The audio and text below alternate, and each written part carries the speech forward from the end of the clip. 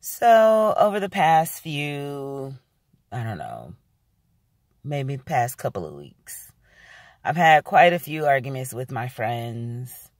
Let me use that term lightly. My Facebook friends about the LA Unified School District strike. So I want to just share my thoughts on this because I'm a little bit upset about it still. Like, the strike is over and folks are still trying to argue a point.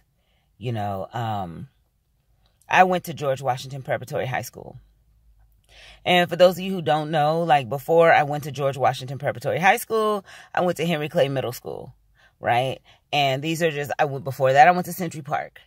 I went to my local public schools, K through 12. And when I went to Henry Clay, I ended up ditching the whole second semester, 9th grade. I had a 0.0 grade point average. No one ever called my house. No one came looking for me. And why? Because they had, 1,000, 2,000, 3,000 kids. I don't know how many kids they had. But nobody came looking for me. Nobody was like, Kalisha went from being an A and B student to missing in action, and where is she? Nobody came looking for, let's knock on her door. Let's see if she's still alive even. Nobody picked up the phone and called. Okay? All I got was the recorded calls. And I was able to just tell my grandma, I got to school late. That's why the recording called. Or sometimes I beat the recording home. And I was able to get it and intercept the call, and she never even knew. But also, I'm still on your rosters. Not a single teacher picked up the phone to call. Not a single administrator picked up the phone to call. Nobody checked in on a sister. I'm still a little bit bitter about that. And of course, it ain't their fault that I chose to ditch. However, they could have intervened. And as an educator, it is your responsibility to intervene. There should have been somebody calling a truant officer at the bare minimum. But I worked it out, in the future years, I made it up. I went to summer school and winter session, graduated high school with honors. And then once again, Washington Prep failed me. My college counselor, who I ain't gonna name right now, I'm still a little bit bitter about her. When I see her pictures, I'm still like, oh, you failed me.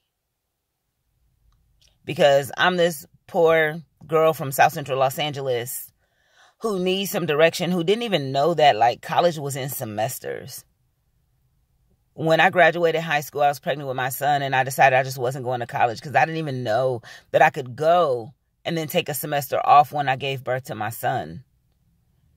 Because you just never taught me anything about college to prepare me for college, to make it where I would even understand how college worked. My whole college experience was, the college counselor coming in and writing up on the board, community college, $12 a unit. I don't know what happened with my light just now.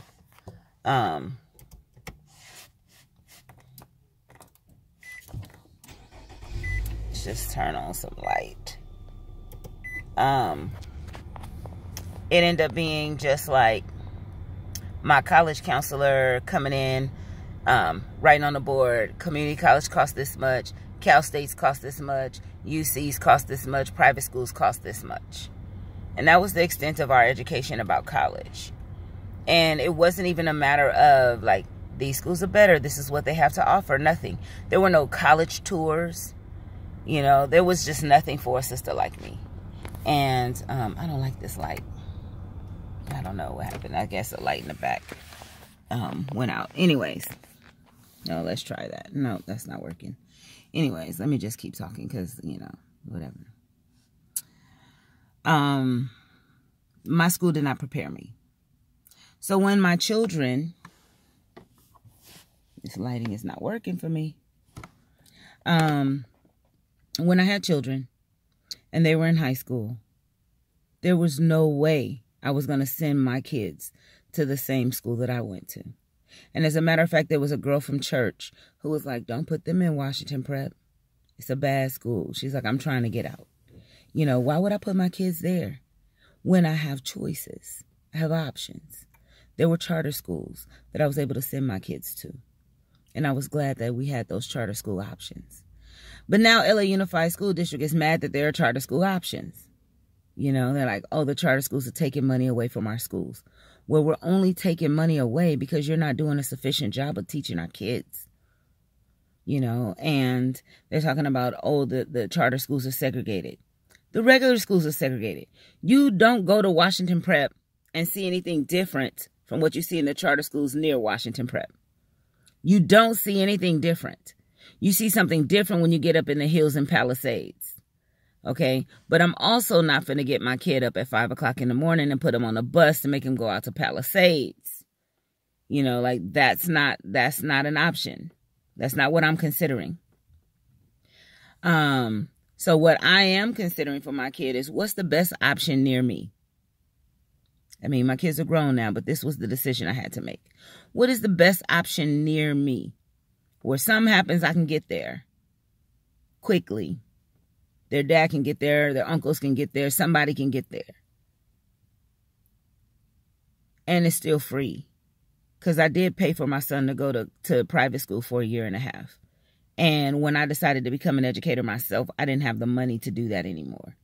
When I was selling insurance, I could afford to put him in private school, and I did. But then once I took that huge pay cut in order to become an educator and follow my passion and my heart, then I couldn't afford that anymore. But I also shouldn't have to afford it. Like, the reality is I should be able to have a charter school in my community that I can put my kids in. That I walk up on the campus and the principal knows my name and the principal knows my kids' names. Why? Because it's a small school of like 400 or 500 kids. That model works for me. My kid being lost in a school of 3,000 kids where there's like 5 or 6 assistant principals and like all of this stuff. No, that was not an option for me or my children. And I needed my children to have a choice and an option. Guess what? Wealthy folks have choices and options because they can afford to put their kid in private school. You know, I, being a low-income mother from the hood of South Central Los Angeles, did not have the money to put my kids in private school for their whole lives. So this is where my choice comes in, is with charter schools. And I'm not saying that all charter schools are good. I'm not saying all charter schools are the same. I'm not saying any of those things because I know we are very different, vastly different. But I'm saying that that option needs to exist. You know, one of my Facebook friends has been arguing like, well, some of the charter schools are even going out, having to shut down because of low enrollment. Okay, great. It's competition. This is the American way. Okay, if you can't compete, then you close. You go out of business.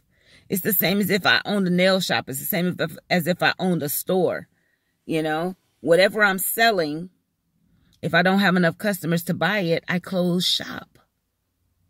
Similarly, you know, if I can't attract the kids with my program at a school, then I should close. You know, like, we got to let whoever's doing the job well do the job.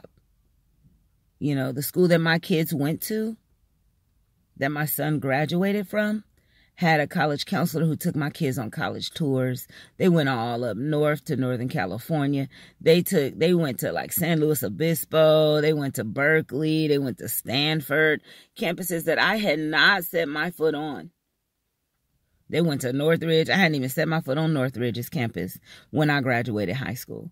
I applied to 5 colleges that I had never set foot on before. Maybe I set foot on one before, like Cal State Long Beach, before I actually submitted my application. And I don't think I did. I don't think I set foot on that campus before I submitted my college applications when I was in high school, because that just wasn't a priority for the school.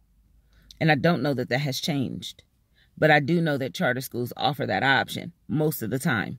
There's almost always a teacher who will take a busload of kids or a van load of kids and do a college tour during their spring break. That doesn't happen in a regular public school. It doesn't happen in a district school.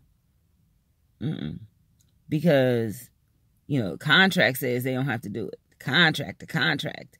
Forget what kids need. It's about the contract, you know. And so I just had to vent. This is something that makes me very angry. Because, you know, I feel like we lose sight of what children need and what families need for the sake of adults. You know, the adults want to make sure that there's more money in their school than that, and that takes precedent over kids having a choice of schools to go to. And they say, we're not trying to close schools, but the argument that you make sounds like you really are, that you're really mad that charter schools exist. It really sounds like if you had the power to just close all charter schools, you would. You know, and it's very frustrating.